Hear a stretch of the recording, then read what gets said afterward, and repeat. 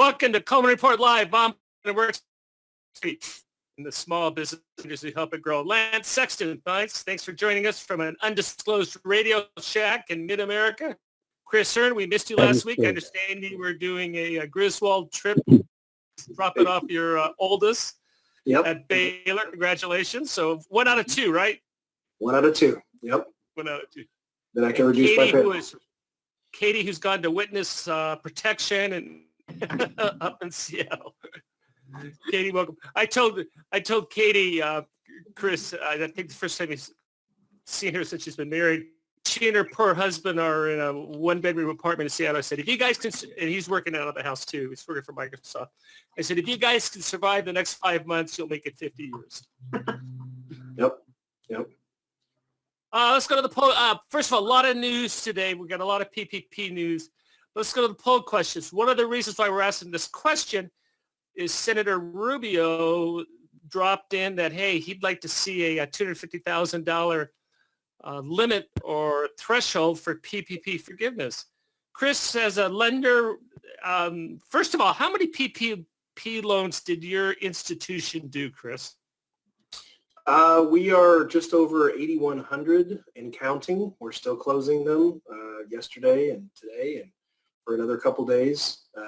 So, yeah, we'll probably end about 8,200, 8,300, somewhere in that neighborhood, I think. You know, to put that into perspective, that would have put you, number 2 on the 7A list last year? In terms of loans? In terms of number of loans? Oh, no, it'd be way beyond, I would think. I mean, yeah, you'd be number 1, I would think. Oh, that's right. I'm getting my decimal points mixed up. Anyway, congratulations, Chris. Good for you. How many jobs did that retain? I don't know. My best guess at this point is somewhere in the 75, 80,000. Awesome. That's probably low. Yeah. Awesome. What do you think these poll results? We got 36% say 150 or less. 50% want us to go to 250, and obviously there's the 500,000 to $1 million. I know ICBA supports the $1 million. That's not going to happen. But what's your opinion, Chris? I'd love to see. Candidly, I don't know why we're coming up with new thresholds. Why not just make it 350 and below? That seems to be the most logical to me. I've told that to Senator Rubio and his staff, but I'm supportive of this. If they can get it done, I think it's a lot less burdensome to the borrowers and to the lending community, and it makes sense to do it. And it follows the spirit of the law. So, Chris, of your 8,200 loans, what percentage are less than 150? Probably close to 89%. Yeah. Lance, what's your opinion on this? Well, obviously the bigger the better.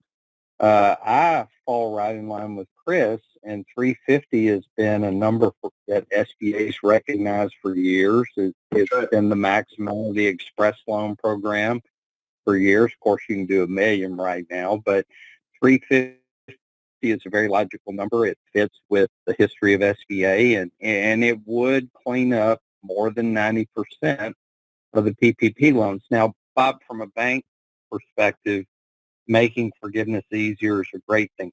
But from a small business owner's perspective, making forgiveness easy is critical because they're trying to find ways to create revenue and make a profit.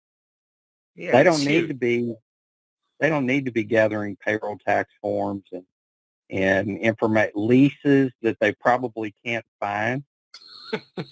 Chris, I mean, as a small business owner, don't forget utility bills. We got to collect that too. Or even in that case, Bob, when I had a small business, my lease was with my dad. There was never a written lease. It was Dad showed up once a month and I gave him a check. It was real simple. I would have had great difficulty with the finding a lease to support my rent expenses, so I'd have had to use all payroll. Yeah, I love it. But make it easier on the small businesses. The bigger the number, the better. And I'm perfectly in line with Chris. 350 and under would be nice. Yeah, I wish that would happen. I don't think it's going to happen. I was shocked to see that we've been talking about 150. I was shocked to see 250, which obviously the higher the better. Do you need a wet signature for PPP when the borrower signs electronic loan docs?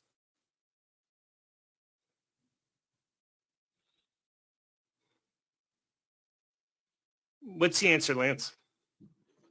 You do not. Electronic signatures are fine. But you need to get a wet signature within 90 days, correct? Yeah, at some point. Yeah. Yeah, you do. I think it's, Katie, we looked it up. Was it 90 days you need to get wet I signature? believe it is 90 days unless they've extended that. Yeah, it very well could be. Anyway, just it's, go ahead and put the back, Joseph. For those of you who answer no, you will be needing to get a wet signature at some point in time. Let's see. Finally, do you have to disclose BDO commissions on SB Form 159? Lance is going to be doing his webinar tomorrow. Lance, this question comes up from time to time. What is your best practice? Bob, I'd want to collect it. I've not seen it, and Chris helped me with this one. I've not seen anything in the PPP regulations that require a 159. Chris, have you seen anything? No, actually, we months ago, in the early part of PPP, we actually were doing 159 forms, and we finally asked several people at SBA, and they said no, we didn't have to. Now, the irony is that there was the PPP lawsuit, the loan agents against some of the largest banks, and it just was released, I believe, last week, and in that decision, it appears that the judge is suggesting that Form 159 needs to be there for PPP loans, which is directly in contrast to what the agency had told us and many other lenders. So, but the bottom line is the poll question, you don't need to have the BDO's commission on the 159 form. What about a traditional 7A loan, Chris? Well, that's what I'm talking about. For a traditional 7A loan, you don't need to have it on the 159 form. Whether the 159 form needs to be there for PPP, I guess, remains to be decided yet. So who knows? Well, PPP, right? So wait a week or two, and things will change probably. Yeah, but if it's an internal, I'm sorry. Go ahead, Lance. It's just like Chris said. The regulations centered around PPP loans didn't say anything about collecting a 159. And when I was saying you might want to collect it anyway, it's more in response to some of the things I've read, including what Chris was talking about, where others have given a different opinion. But SBA's never said we have to get it. Yeah, and I would probably say get it, but then again, the purpose of the 159 is to disclose what the borrower is paying out of pocket, which is what SBA is most concerned about. Right. In this situation, borrower's not paying for the fee, SBA is picking it up. So that's right. Well, that's exactly the point. The fees being paid by the bank or the institution out of the processing fee that they receive. Great. Katie, what's going on with Paycheck Protection? This came out this morning. The first thing I want you to comment on, Katie, is that column on the right-hand side. What is that? So this is about the Small Business Forgiveness Act, which was introduced here at the end of June. And it has since gained a lot of bipartisan support. Here on the right column, you can see the list of all the senators. And I believe there's actually maybe 2 or 3 more who aren't on this list who are all supporting it. And you've got Republicans, you've got Democrats, everyone is supporting this. And what it really would do is it would take all the loans under $150,000 and it would create a one-page application and simplify it for them to make it much easier for forgiveness. 2 takeaways. Number 1, it is still bipartisan, and I love seeing all of those. Where did I pick up the 250? Was that in Rubio's letter, press release? Because Rubio did say 250. Yeah, I believe Rubio had suggested something a while back about 250. I don't know if it was a earlier version of this bill, but this one does say 150 or less. Yeah, I still think it's going to be 150, although you're not going to hear me kicking and screaming if we go to 350. Well, the thing, Bob, it's not a matter, the number is not as important as guys just pass something. Small Yes. business owners are waiting for forgiveness. Pass something. 150, 250, 350, just pass something. Yeah, and this is not a contentious issue, Chris. This is everyone's agreeing to it based on this list. It's getting it done. Yeah, but you had a convention last week. You got a convention this week. And you got a convention this week. You gotta, Yeah, you politics. gotta wait till next week on the earliest, and even then, it might be a couple weeks before they include this plus some additional things needed for the small business community. You know, I need to go through my history textbooks. I cannot tell you the last time we had a president and a speaker of the House who refused to speak to each other. I'm sure it's happened, but Yeah. as we say, the hits keep on coming. It's 2020. What Hey, Bob. do we expect, right? One thing I can tell you, Bob, is I'm proud to see my senator on the list of people supporting this, John Bozeman. Good guy.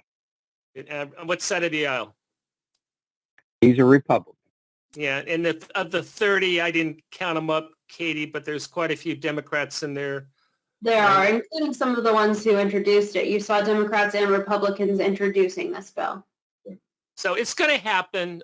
Looks like John Riosty was right when he said after Labor Day. And but it's there's still a lot of things that need to be worked out. Katie, we had this notice yesterday, and what was it about? So this is a new IFR on what it really applies to is the owner compensation rule in PPP forgiveness. And it tells us really two things. The first thing is an owner with less than 5% ownership stake in a C or S corporation is not subject to the owner-employee compensation rule. It also tells us that basically the owner compensation rule forgiveness does not apply to a tenant-subtenant relationship, and it also does not apply for household expenses if you were running a business out of your household. Very good. Yeah, and well, we don't have to rehash that, but again, a lot of these, it would have been nice to have known back in April, but it's slowly trickling in. Yeah. Chris, you're being challenged. Uh-oh. Russell wants to know, how can you close loans more than 10 days after 8/8? SBA allows up to 20 days post-approval, so long as the borrower is still needing to submit documentation to the lender. So that's how it's occurring, because we would have loved to have closed these loans a week and a half ago, but unfortunately some of these borrowers just drag their feet with documentation. But you got a loan number by 8/8, correct? Oh, of course. Yeah. No, you can't possibly get an E-Tran loan number now. Certainly not after 8/8. No. Okay, very good. Thank you for that. What do we got on Freedom of Information Act? So there was just an article that I read this morning, and I wasn't able to read the full article, unfortunately, because they, of course, make you pay to read the whole thing. But, and your boss is cheap. Anyway, go ahead. But basically what they were saying was the loan data has been released for loans over a certain size, and all of the loan data has been released to certain government agencies. But of course, the public is still waiting to hear about some of that, and we're kind of trying to find out what's going to happen with the loan data release. And of course, some people are wanting the release to include smaller loans, and others are saying that is inappropriate in this situation because it involves private business information.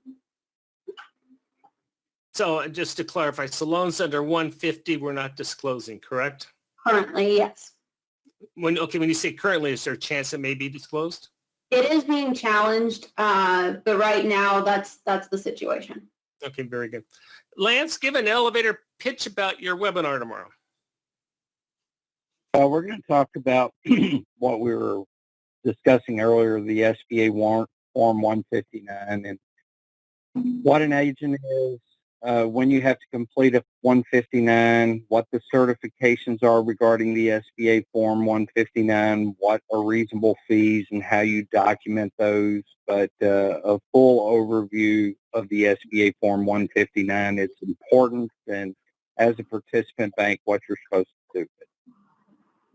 Very good. A lot of good information. As you see from our poll questions this week, there's still a lot of lack of clarity in terms of some of these rules, and Lance is going to go through that.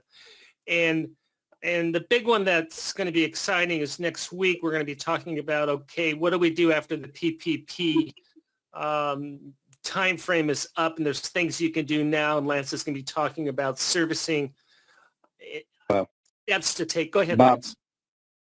Those CARES Act payments are ending for many borrowers. September will be the final CARES Act payments. I just went through my portfolio. 90% of them, September is the final CARES Act payment. So what happens if you have a borrower coming out of the CARES Act payments and they're still not creating enough cash flow to service their debt? What can you do? Well, and I know you're going to go through the calculations. It was just based on that IFR that came out yesterday. It is up to the lender to make that determination of how much forgiveness can be applied. Correct, Lance? That is correct. Yeah, so very good. We have our training sessions starting in the fall. Please feel free to take advantage of that. And our top 10 things your C-suite and board of directors need to know. So we're actively developing product that you can use. Again, we're breaking our attendance numbers. Thank you very much for your support. And thank you for joining us today for Coleman Report Live and for supporting America's Main Street. Excuse me, one entrepreneur at a time. Have a great day.